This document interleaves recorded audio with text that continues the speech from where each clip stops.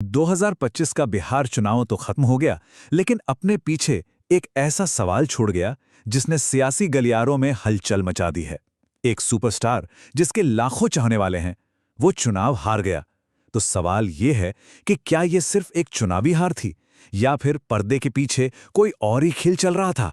चलिए आज इसी रहस्य को समझने की कोशिश करते हैं। जैसे ही नतीजे आए, ये सवाल सोशल मीडिया से लेकर चाय की दुकानों तक हर जगह गूंजने लगा। क्या खेसारी लाल यादव की हार एक सीधी सादी हार है या उन्हें किसी धोखे से हराया गया? आज हम इमोशन से थोड़ा हटकर सिर्फ फैक्ट्स पर नजर डालेंगे और सच्चाई की तह तक जाने की कोशिश करेंगे। देखिए, इस पूरी कहानी के जो हीरो हैं वो हैं खेसारी लाल यादव, भोजपुरी सिनेमा के वो सुपरस्टार जिनका नाम ही अपने आप में एक पहचान है। तो जब उन्होंने आरजेडी के टिकट पर छपरा से चुनाव लड़ने का ऐलान किया तो माहौल देखने लायक था। ऐसा लगा कि जीत तो बस पक्की ही है। उनकी रैलियों में जबरदस्त भीड़ जुट रही थी। जाहिर तौर पर पब्लिक सपोर्ट भी दिख रहा था। लेकिन जब नतीजे आए तो सबके सब हैरान रह गए। सुपरस्टार चुनाव हार गए थे। और यहीं से कहानी में सबसे बड़ा ट्विस्ट आता है। और हार का अंतर भी देखिए, सिर्फ 7,600 वोटों का। बीजेपी की उम्मीदवार छोटी कुमारी से इतने कम मार्जिन से हारने की वजह से ही धोखाधड़ी के शक को और भी ज्यादा बल मिला। लोगों के मन में सवाल उठने लगे कि क्या इतने कम वोट जानबूझकर इधर-उधर किए गए। तो चलिए अब आगे बढ़ते हैं और देखते हैं कि इस हार के फौरन बाद हुआ क्या, क्योंकि जो रिएक्शन आया वो किसी तूफान से कम नहीं था। और ये तूफान सबसे पहले उठा सोशल मीडिया पर। सोशल मीडिया पर तो जैसे आरोपों की बाढ़ सी आ गई। लोगों ने सीधे सीधे कहना शुरू कर दिया कि भाई वोट चोरी हुए हैं, ईवीएम के साथ छेड़छाड़ हुई है, कई लोगों के नाम वोटर लिस्ट से गायब कर दिए गए हैं। मतलब ये एक हार नहीं बल्कि खेसारी को हराने के लिए एक सोची समझी साजिश है। पर यहां एक पल रुककर सोचने की जरूरत है। और यह सवाल बहुत अहम है। क्या किसी की जबरदस्त पॉपुलैरिटी और रैलियों में उमड़ने वाली भीड़ हमेशा वोटों में तब्दील हो जाती है? क्या ये जीत की गारंटी है? यहीं से हमें इमोशनल बातों से हटकर थोड़ा विश्लेषण करने की जरूरत पड़ती है। तो अब इस हिस्से में हम जरा इन्हीं दावों को और करीब से देखेंगे और ये जानने की कोशिश करेंगे कि इन दावों के पीछे आखिर सबूत कितने हैं। क्या इन आरोपों में वाकई कोई दम है? सबसे पहला और सबसे बड़ा आरोप था वोटर लिस्ट में गड़बड़ी का। कई समर्थकों ने दावा किया कि जब वो वोट डालने पहुंचे तो पता चला कि लिस्ट में उनका नाम ही नहीं है।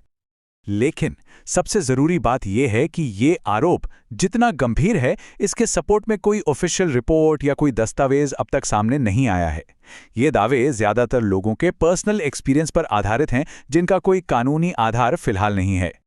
दूसरा बड़ा निशाना साधा गया ईवीएम पर। यह एक आम आरोप है जो अक्सर हारने वाली पार्टियां लगाती हैं। कहा गया कि मशीनों के साथ छेड़छाड़ करके नतीजों को बदल दिया गया।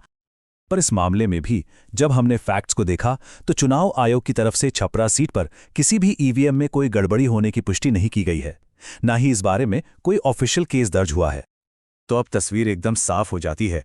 एक तरफ हैं समर्थकों के गंभीर आरोप, उनका गुस्सा और उनकी भावनाएं, और दूसरी तरफ हैं इन आरोपों को सच साबित करने के लिए ठोस सबूतों की कमी।